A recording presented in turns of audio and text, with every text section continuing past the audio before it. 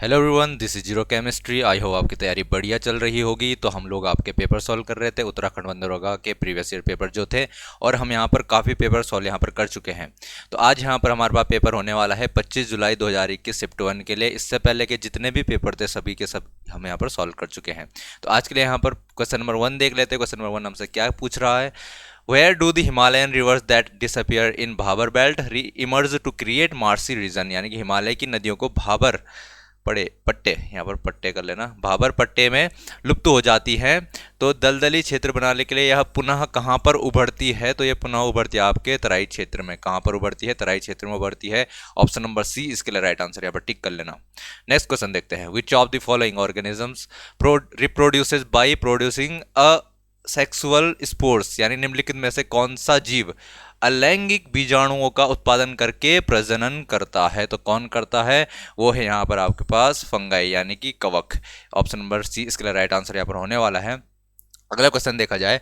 Which of the following majorly decides the rainfall pattern of an area? किसी क्षेत्र के वर्षा प्रतिरूप को मुख्य रूप से निम्नलिखित में से कौन तय करता है? ये कौन तय करता है? ये करता है आपका प्रिवेलिंग विंड पैटर्न, जो यहाँ पर सनातन क्या है, पवन प्रतिरूप है। क्या होते हैं देख लेना डिटेल में, जो यहाँ पर पढ़ना चाहता है। प्रिवेलिंग विंड पैटर्न्स का आंसर यहाँ पर ऑप्शन नंबर ए हो जाएगा। नेक्स्ट क्वेश्चन देखते हैं।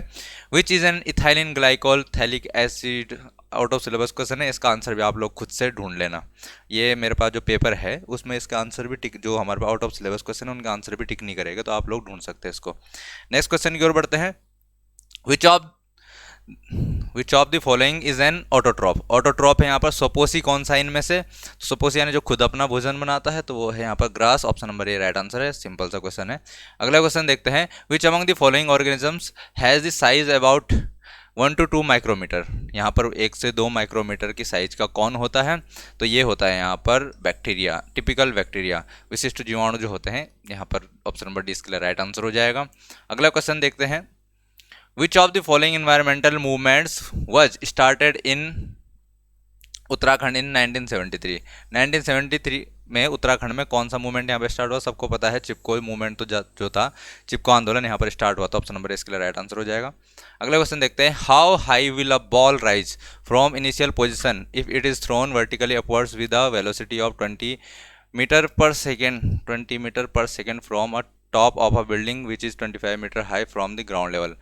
यदि एक गेंद को जमीन के स्तर से 25 मीटर ऊंची एक इमारत के शीर्ष से 20 मीटर पर सेकंड के वेग के साथ लंबवत ऊपर की ओर फेंका जाता है, तो यह प्रारंभिक स्थिति से कितनी ऊंची उठेगी? तो हमको बताना है कि वो जो बिल्डिंग के टॉप पे है वहां से ऊपर फेंकेंगे तो कितने ऊपर जाएगी वो मैक्सिमम। तो यहाँ पर हमको देखना पड़ेगा क्या क्या हमें दे रखा है। यू हमें दे रखा है यहाँ पर 25, कहाँ गया, 20 metre per second, 20 metre per second दिया है और 25 मीटर हाई है। और यहाँ पर हमको उसको भेजना है। यहाँ पर जी की वैल्यू उसने हमें दे रखी है, जी की वैल्यू उसने दे दी यहाँ पर 10 मीटर पर सेकेंड स्क्वायर। तो देखो एक यहाँ पर यूज़ करो, v is equal to u plus 80 होता है, v is equal to u plus 80 होता है, यानी कि यहाँ पर a की जगह g आ जाएगा हमारे पास। तो v हमारे पास जब मैक्सिमम ऊपर की तरफ जाएगा तो ऊपर की तरफ जाने पे उस पर क्या होगा, यहाँ पर v0 हो जाएगा मैक्सिमम पॉइंट पे, और u उसने हमें दे रखा है यहाँ पर 20 मीटर पर सेकेंड। जी की वैल्यू हमारे पास क्या है यहाँ पर 10, और नीचे के लगेगा जी, तो यहाँ पर माइनस का 10 आ जाएगा।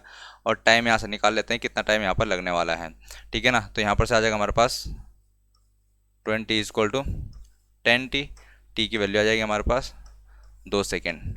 अब ये टी की वैल्यू इसलिए निकाल रहे हैं हम ताकि हमको यहाँ पर डिस्टेंस पता चल सके कि कितने ऊपर तक वो जा सकती है।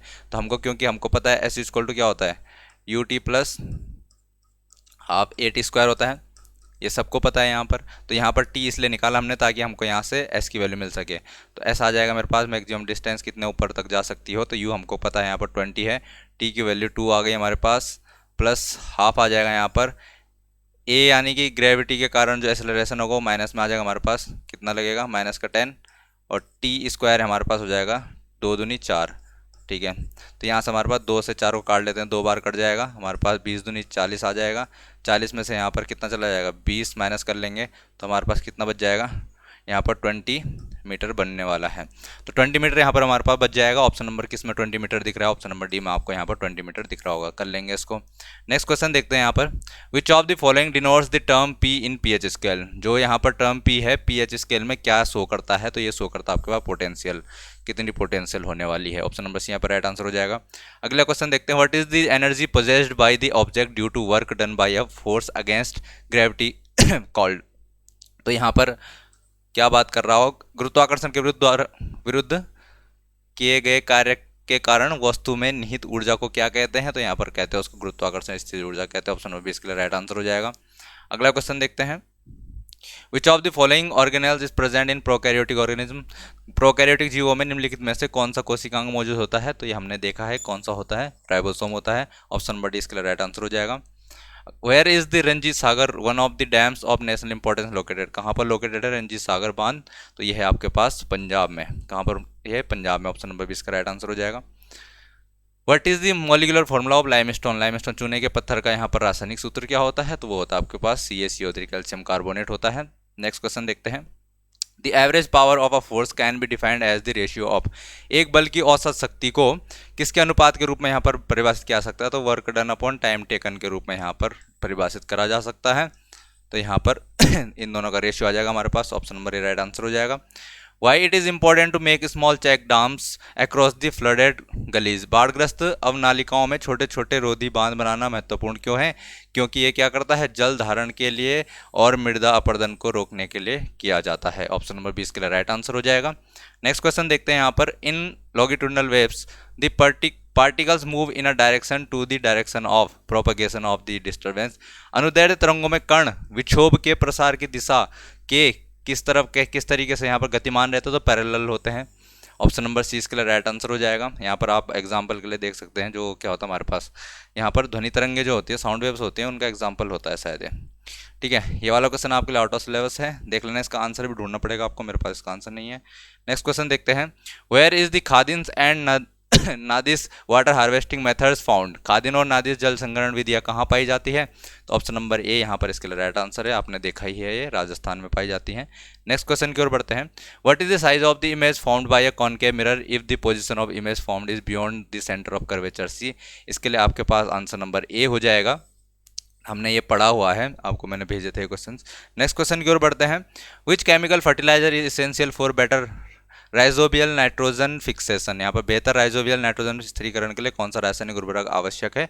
तो वो है आपके पास फॉस्फोरस। ऑप्शन नंबर इसके लिए राइट आंसर कर लेंगे आप।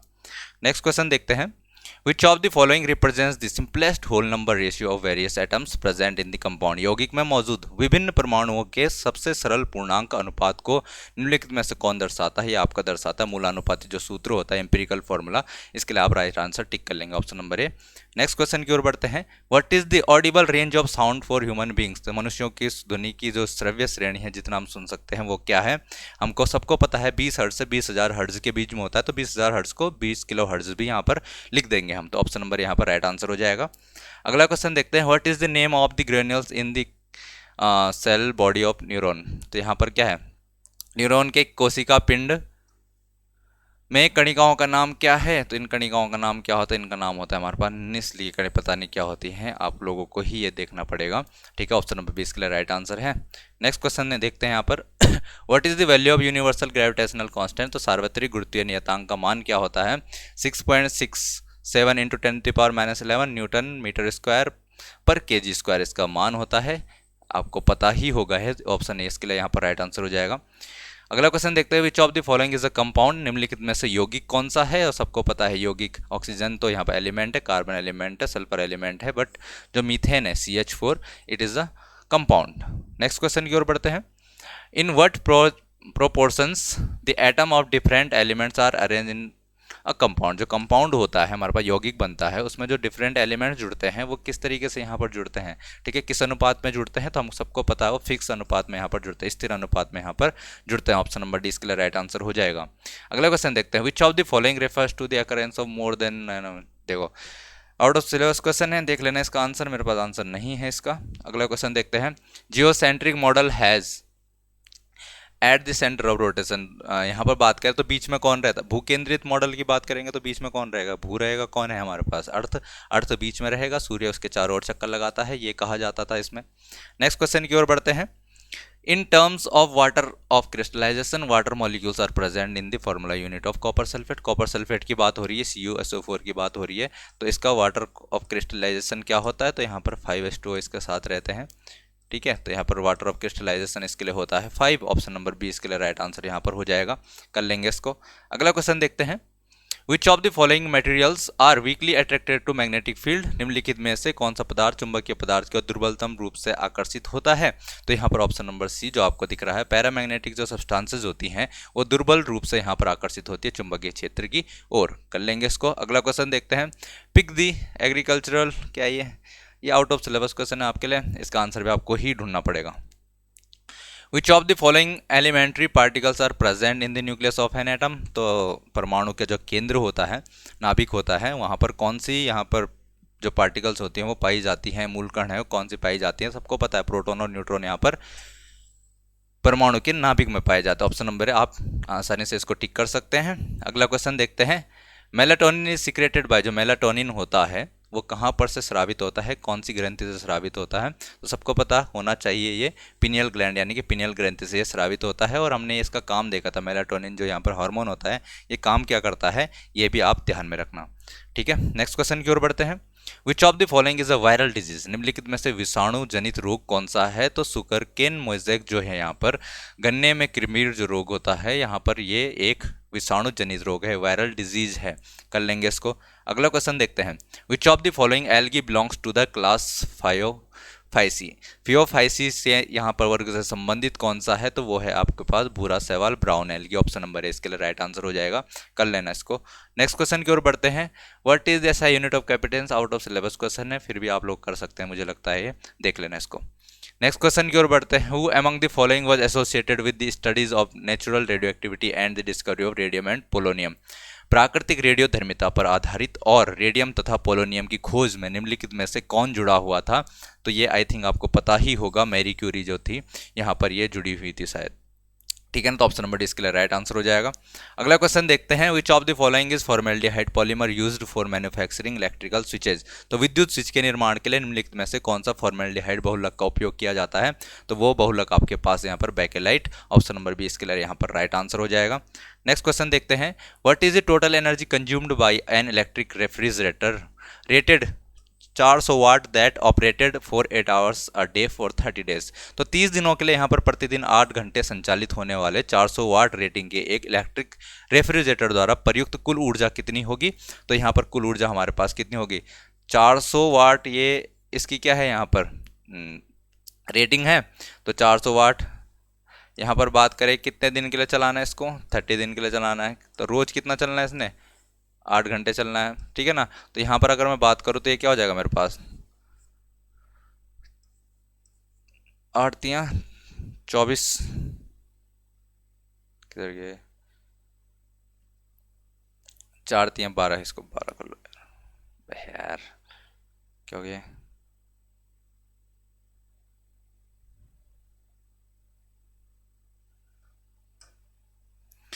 4 तियाँ 12, कितने जीरो हो गए 3 जीरो हो गए, और इसको 8 कर लो, 12 छक्का 72, 1284, 12 अट्ठा 96, 96 3 जीरो, ठीक है ना। तो ये आ गया हमारे पास वाट आर में आ गया।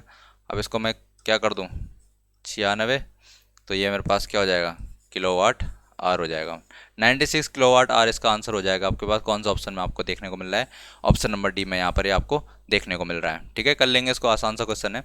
अगला क्वेश्चन देखते हैं।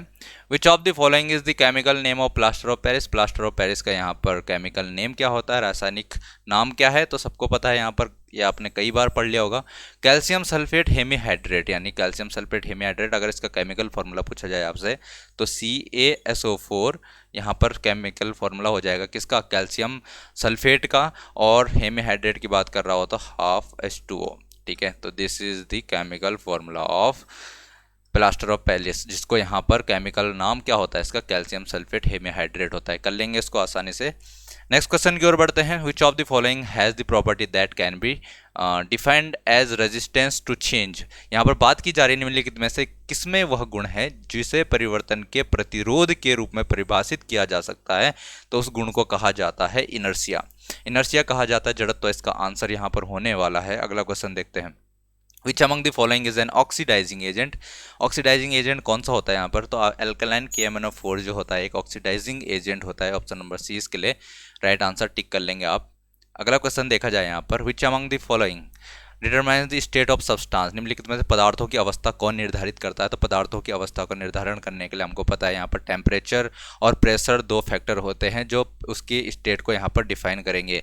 क्यों, यहाँ पर हमको पता है ना कि जब हम उसमें प्रेशर ज़्यादा लगा देंगे तो वो कंप्रेस हो जाएगा, जब उसका यहाँ पर टेम्परेचर बढ़ाएंगे तो वहाँ पर उसके मॉलिक्यूल दूर दूर होने लग जाते हैं। तो यही हमारे पास ऑप्शन नंबर ए में जो देखने को मिलता है, प्रेशर एंड टेम्परेचर, ये पदार्थ की अवस्था को निर्धारित करने वाले हैं। कर लेंगे इसको।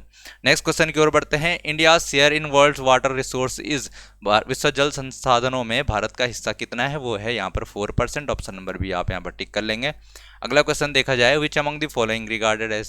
देखो ये भी आपके लिए आउट ऑफ सिलेबस क्वेश्चन है, यहाँ पर फिर भी आप इसको कर सकते हैं, अगर तो कर लेना। नेक्स्ट क्वेश्चन की ओर बढ़ते हैं। Which of the following allotrope of carbon is a conductor of electricity. तो निम्नलिखित में से कार्बन का कौन सा भाई यार अपरूप, क्या क्या टाइप हो रहा है पर, कौन सा अपरूप यहाँ पर क्या है, चालक होता है, सबको पता है कौन सा होता है, ग्रेफाइट होता है। ऑप्शन नंबर सी इसके लिए यहाँ पर राइट आंसर हो जाएगा। नेक्स्ट क्वेश्चन की ओर बढ़ते हैं। What is the average percentage of fresh water on earth usable for humans. पृथ्वी पर मनुष्यों के उपयोग करने योग्य मीठे पानी का औसत प्रतिशत कितना है, तो ये पता होना चाहिए आपको। यह है लेस देन 1%। 1% से भी कम जो पानी है वो पीने योग्य यहाँ पर है हमारे लिए। नेक्स्ट क्वेश्चन की ओर बढ़ते हैं। How much current is drawn. ये भी आपके लिए क्या है, यहाँ पर आउट ऑफ सिलेबस क्वेश्चन है, देख लेना, इसका आंसर ढूंढने का प्रयास कर लेना। नेक्स्ट क्वेश्चन देखते हैं। Seals the surface of the earth from ultraviolet radiation from the sun.